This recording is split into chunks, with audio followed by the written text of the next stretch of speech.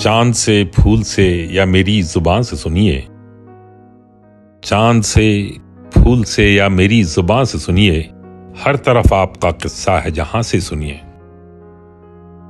सबको आता नहीं दुनिया को सताकर जीना, सबको आता नहीं दुनिया को सताकर जीना।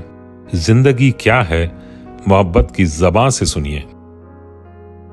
क्या जरूरी है कि हर पर्दा उठाया जाए, क्या जरूरी है कि हर पर्दा उठाया जाए।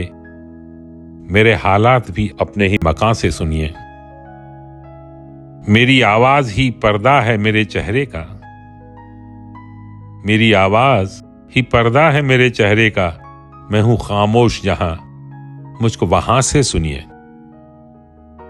कौन पढ़ सकता है पानी पे लिखी तहरीरें, कौन पढ़ सकता है पानी पे लिखी तहरीरें। किसने क्या लिखा है ये आब रवां से सुनिए। चांद में कैसे हुई कैद किसी घर की खुशी, चांद में कैसे हुई कैद किसी घर की खुशी। ये कहानी किसी मस्जिद की अजान से सुनिए।